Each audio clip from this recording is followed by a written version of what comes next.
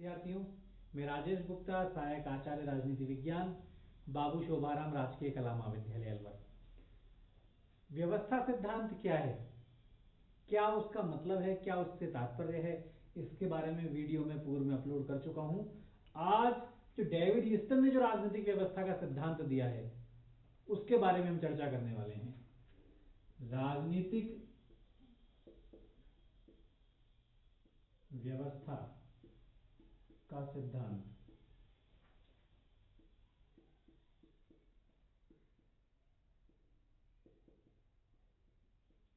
ये जो सिद्धांत दिया है, जो मुख्य प्रतिपादक हैं इसके, वो डेविड ईस्टन है।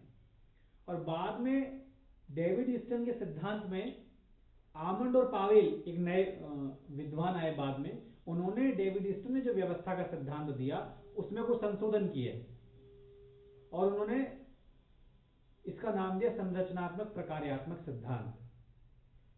हैं दोनों व्यवस्था सिद्धांत के भाग हैं, लेकिन जो डेविड ईस्टन ने राजनीतिक व्यवस्था का सिद्धांत दिया उसमें बाद में आमंड और पावेल ने कुछ संशोधन किए और संरचनात्मक प्रकार्यात्मक उपागम के नाम से उस सिद्धांत को हमारे सामने रखा।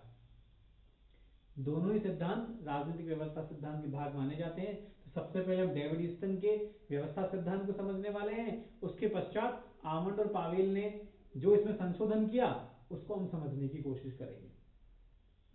तो जो डेविड ईस्टन का सिद्धांत है, डेविड ईस्टन ने जो राजनीतिक व्यवस्था का सिद्धांत दिया उसे हम आगत निर्गत मॉडल के भी नाम से भी जानते हैं।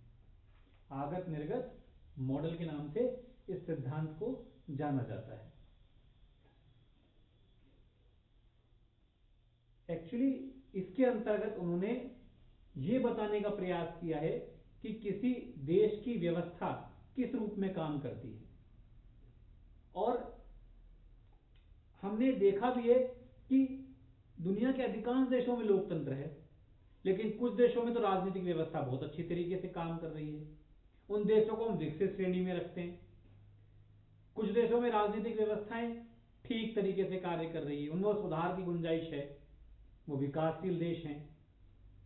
कुछ देशों में राजनीतिक व्यवस्थाएं सही रूप में कार्य नहीं कर रही हैं, उनमें कहीं न कहीं कई बार क्रांतियां हो जाया करती हैं, वहां पर कई बार विद्रोह हो जाते हैं। तो वो क्यों कारण है कि वहां पर लोकतांत्रिक व्यवस्था होने के बावजूद वहां पर ऐसी घटनाएं हो रही हैं, वो राजनीतिक व्यवस्था सही रूप में कार्य क्यों नहीं कर रही हैं।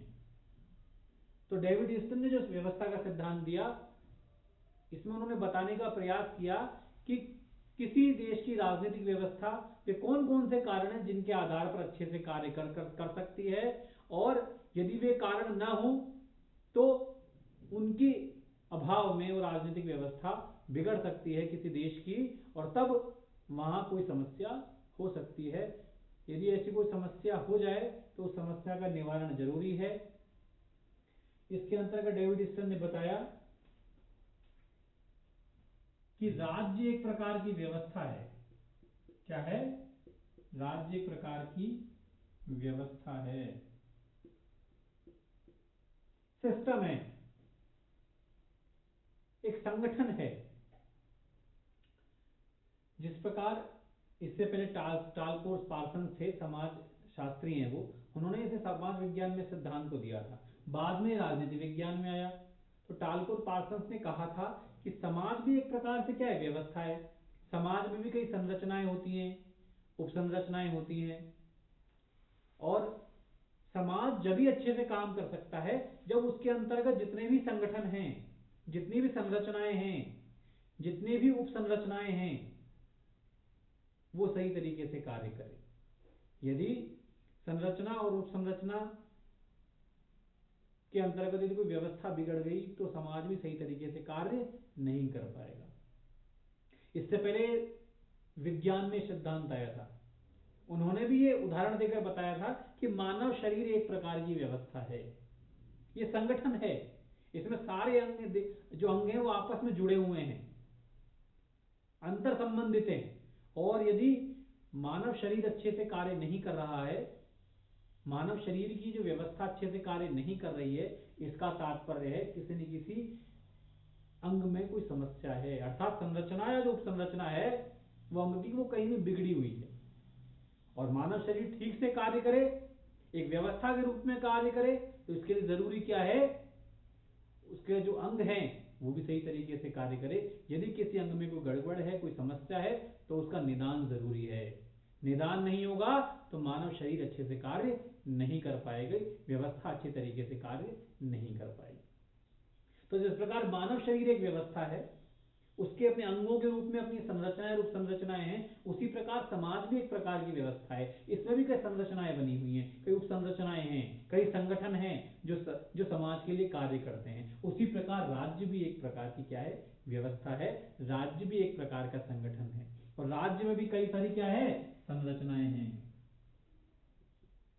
और कई सारी क्या है, उप संरचनाएं हैं, उप संरचनाएं हैं। उदाहरण के लिए जैसे मैं बात करूं, कार्यपालिका, व्यवस्थापिका, न्यायपालिका, ये राज्य की संरचनाएं हैं, कार्य करती हैं, राज्य के प्रतिनिधि के रूप में कार्य करती हैं। इसके अलावा राजनीतिक दल, दबाव समूह और कई सारे संगठन हैं जो इसके उपसंरचनाओं के रूप में कार्य करते हैं। हम राज्य का मतलब कार्यपालिका, व्यवस्थापिका, न्यायपालिका, जो कहेंगे निर्णय के लेकर वो जो निर्णय है वो जनता तक पहुंचते हैं, इनके ऊपर निर्णय लेने की जिम्मेदारी है। तो राज्य के जितने भी संस्थाएं हैं जो राज्य में काम करती हैं, वो सभी संरचना और उपसंरचनाओं के रूप में इसमें शामिल होती है। तो राज्य एक प्रकार की व्यवस्था है, राज्य एक प्रकार का संगठन है। संगठन का मतलब मैं पहले भी बता चुका हूं, संगठन का मतलब होता है जो व्यापक होना चाहिए, बड़ा होना चाहिए। जैसे जीव शास्त्र में सिद्धांत जब आया था तो उन्होंने कहा था कि मानव शरीर भी एक प्रकार का संगठन है। इसके सभी, देखिए मानव शरीर कितने सारे अंग हैं उसमें, और ये सभी आपस में जुड़े होने चाहिए, जुड़े हों आपस में, अंतर संबंधित हों। अंग सारे आपस में जुड़े हुए हैं, समाज में भी सारे संगठन आपस में जुड़े हुए हैं, तभी समाज अच्छे से कार्य कर रहा है। राज्य में भी जितनी संरचनाएं सब आपस में अंतर संबंधित है, चाहे व्यवस्थापिका, कार्यपालिका, न्यायपालिका, नौकरशाही, जितनी भी संस्थाएं सब आपस में अंतर संबंधित है। एक एक कार्य का प्रभाव अन्य अंगों पर या अन्य संरचनाओं पर पड़ता है, और उसकी सीमाएं भी होनी चाहिए। जिस प्रकार यदि हम मानव शरीर यदि एक सीमा से ज्यादा कार्य करने लग जाएगा तो निश्चित रूप से कहीं न कहीं उसका एक कोई अंग प्रभावित होगा। हम मानव शरीर से उतना ही काम करवा सकते हैं जिसमें इतनी कैपेसिटी है, सीमाएं हैं, बाउंडेशन है। समाज की भी एक बाउंडेशन है, राज्य की भी एक बाउंडेशन है। सरकार भी सीमाओं में काम करेगी।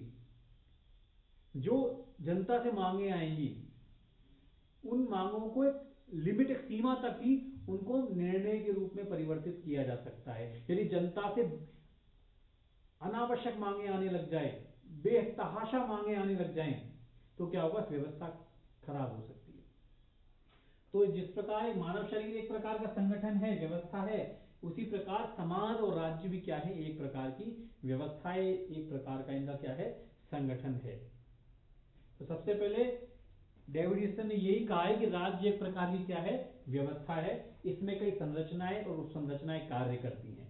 क्योंकि राज्य एक प्रकार का संगठन है, राज्य एक प्रकार की व्यवस्था है, इसीलिए राज्य तभी अच्छे से कार्य कर सकता है जब उसके अंतर्गत कार्य करने वाली जितनी संस्थाएं हैं वो सही रूप में कार्य करें। यदि कोई संस्था सही तरीके से कार्य नहीं करेगी तब वो राज्य भी अच्छे से कार्य नहीं कर पाएगा। इसलिए राज्य सही तरीके से कार्य करे, इसके लिए जरूरी है कि राज्य के अंतर्गत जितनी भी संस्थाएं हैं वो भी सही रूप में अपनी जिम्मेदारी निभाएं, और यदि कहीं कोई गड़बड़ी है तो उस संस्था या संरचना में जो गड़बड़ी को सुधार देना चाहिए, उसके स्थान पर नई व्यवस्था ले आ जानी चाहिए ताकि व्यवस्था दोबारा सही तरीके से कार्य करे। तो इस प्रकार डेविड ह्यूस्टन ने ये बताने की कोशिश की कि राज्य एक प्रकार की व्यवस्था है जिसमें कई संरचनाएं हैं, उपसंरचनाएं हैं, और उन संरचनाएं उपसंरचनाएं जो सही तरीके से कार्य करेंगी तभी एक राजनीतिक व्यवस्था अच्छे से कार्य कर सकती है।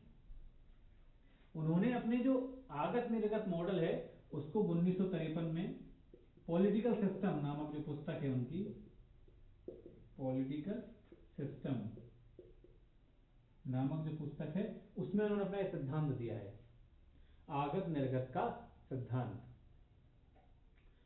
और इस सिद्धांत को उन्होंने एक फ्रेमवर्क के माध्यम से बताने की कोशिश की। मैं आपको बताऊंगा, चार्ट के माध्यम से उन्होंने इस सिद्धांत को बताने की कोशिश की।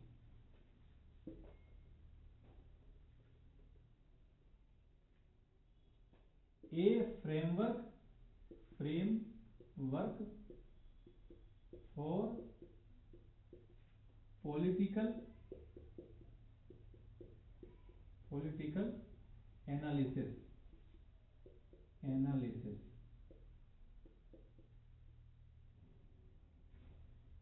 इसके अंतर्गत उन्होंने एक लेख लिखा, इसके अंतर्गत उन्होंने चार्ट बनाया, एक फ्रेमवर्क बनाया और उस चार्ट के माध्यम से अपने सिद्धांत को समझाने का क्या किया है, प्रयास किया है। तो चार्ट क्या है वो मैं आपके लिए बता देता हूं। सबसे पहले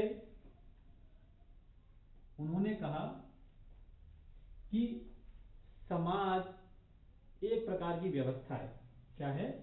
समाज एक प्रकार की व्यवस्था है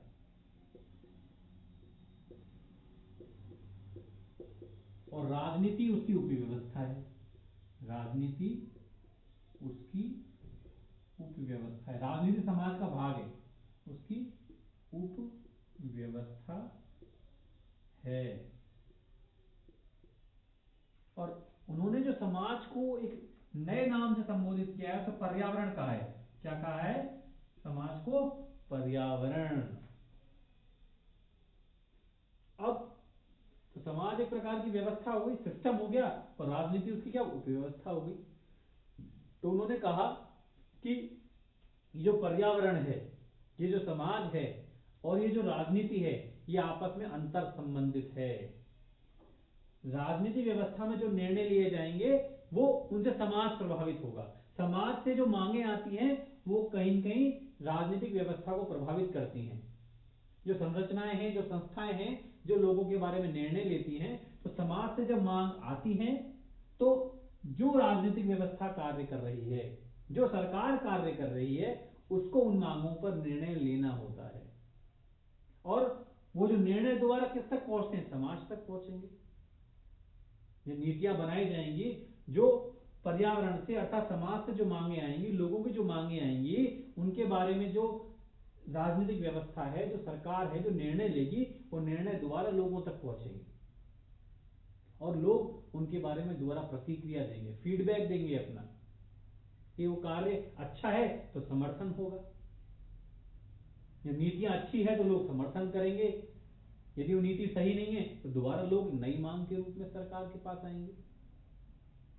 तो इस प्रकार उन्होंने ये बताने की कोशिश की कि जो समाज है, जो पर्यावरण है और जो राजनीति है, ये आपस में क्या है? अंतर संबंधित है, जुड़ी हुई है। समाज से मांग आती है, किसके पास आएंगी? राजनीतिक व्यवस्था पर। राजनीतिक व्यवस्था जो निर्णय लेगी वो कहां पहुंचेंगे? लोगों के पास, समाज के पास। और जिन्होंने क्या कहा है? पर्यावरण कहा है। एक फ्रेमवर्क बता देता हूं मैं आपको कि सबसे पहले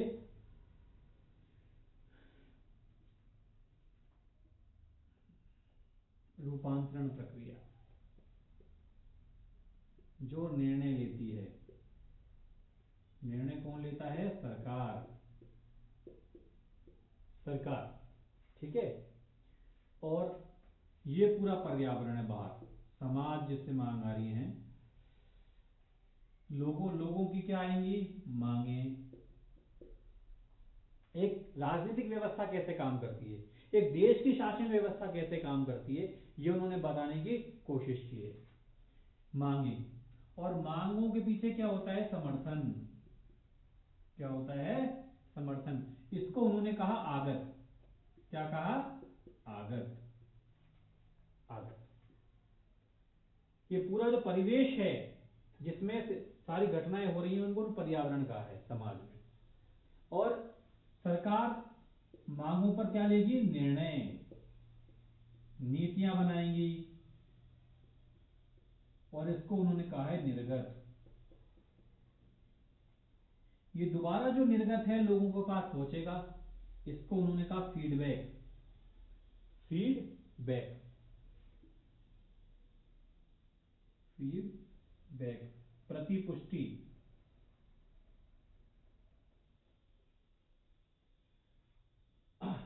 इस रूप में उन्होंने ये क्या दिया है, सिद्धांत दिया है। तो इसको इसलिए आगत निर्गत मॉडल के नाम से जाना जाता है, क्योंकि डेविड ईस्टन कहते हैं कि पर्यावरण से कुछ मांगे आती है, उनके पीछे समर्थन होता है, और आगते जो मांग है किनके पास पहुंचती है, सरकार तक पहुंचती है। सरकार इन मांगों पर कार्रवाई करेगी, निर्णय लेगी, और निर्णय नीतियां बनाकर वो किसके रूप में, निर्गत के रूप में सरकार उनको उन पर एक्शन लेती है, कार्रवाई करती है।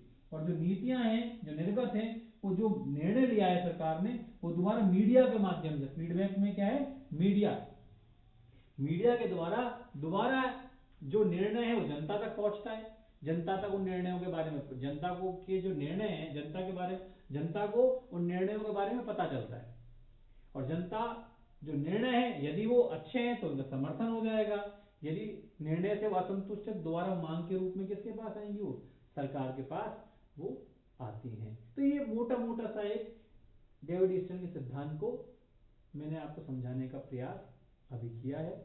इसको अभी हम और डिटेल से समझने वाले हैं, और अधिक विस्तार से पूरी तरीके से हम इस सिद्धांत को समझने वाले हैं।